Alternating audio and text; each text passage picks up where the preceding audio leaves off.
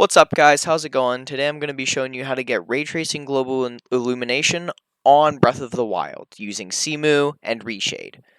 First thing you're going to need is a copy of Breath of the Wild. I can't show you where to get a copy for legal reasons, but of course you can always dump your own. There are videos on how to do it, or somebody's got some somewhere. But what you're going to need is Cemu, which I already have, but you just type in Cemu, go to the emulator's website, and download the latest stable version right here. Next, you're going to need ReShade. Just type in ReShade, and it should pop up, or you can type in reshade.me, and it'll show up as well.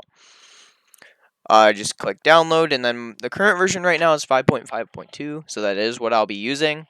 Yeah, just click that to download. It'll download up a setup file. And then you're going to need a Ray Tracing Global Illumination shader pack, which I'll link in the description, and you can just use that. Now, forgot to minimize that. Now you just want to go into Settings, Downloads, and then go to your ReShade folder, where you downloaded ReShade, and install that. Cemu, there are setup videos online how to do that. It takes quite a while to do, so I just won't be doing that in this video. So when you run the setup for ReShade, you just want to click Browse, find where your exe for Cemu is, click it, click Open, click Next. Now you want to choose Vulkan here because that's what you use to render your game. If you are using OpenGL, I guess you could click that. But Vulkan works way better. It's going to be more efficient. Then click Next. I already have it installed, so I'm actually going to click Modify. Yours will say like install. It'll show up with something like this. You can just click skip. Then here you want to uncheck, then check all. You're going to want all of these. So then click next, and then it's going to take a minute to download this stuff. Depending on your Wi-Fi speeds, it could be slower or faster than mine. But it generally doesn't take too long. I'm just going to wait for this to finish up here, and then we'll get started with getting the ray tracing file in.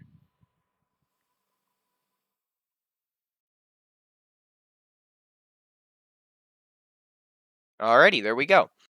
Now, you just want to click Finish, and then you want to go and open this zip, which you should have downloaded from the description. It's going to have this file, which you're just going to want to highlight everything. Whoops, I got a little pop-up here. I guess it's not letting me click anything, I guess. Alright, well, I'll just extract it.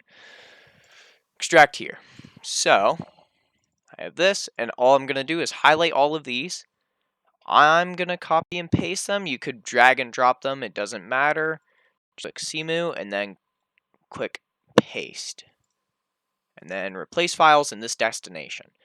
Well, yours will just do it automatically. So, now that I have all of these installed, all you want to do is open up Cemu now. Run Breath of the Wild. Mine's a bit different because I have my Breath of the Wild all modded. And strange, but you see how it just lit up like that? That means that it's worked, and I do have it installed. Now, it might be a little bit strange off the bat, so what you want to do is, once it's all loaded,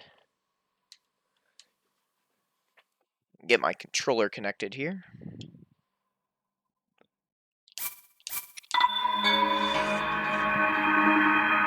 You can adjust everything. So it's going to be really strange at first, and it even might glitch, but after that, it should be in. Here, I'll show you comparison once I'm out of here. So as you can see, it kind of like flickers on and off. That is just a known bug with this. I do not know why it does that. It might have something to do with my settings in Cemu, which I'll show you shortly after this.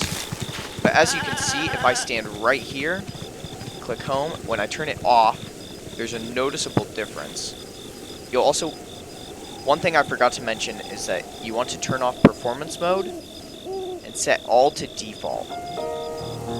Then it will look more normal, more playable. Then after that, if you want to set to performance mode, you can. So now, it should look way better. It will still have that glitching. It might have something to do with my settings in Cemu, like I said. But here's the comparison of on, off. You can see it really makes the shadows stand out down here. Just very nice. You can really see it when you're paragliding. It'll show it in the paraglider. Alright, so now let's take a look at my settings in Cemu. So my options here are, I have Surfrost preset, depth of field enabled, enhanced reflections, reflection range at extreme, and anisotropic filtering, I'm going to say. I've never had to pronounce it. At 16. So as for graphics, I'm using 1080. You can turn it up or down depending on whatever you want. I'm using Nvidia FXAA, extreme shadows, which is unstable. I might change that to high sometime. And very high for the draw distance. Any much higher will make it blurry, as stated here. Over in the mod section, I do have extended memory on, and I do have FPS++ on because, well, who doesn't like more frames? And the extended memory really helps for a lot of mods and graphic stuff. Just adds 2 gigs of emulated RAM.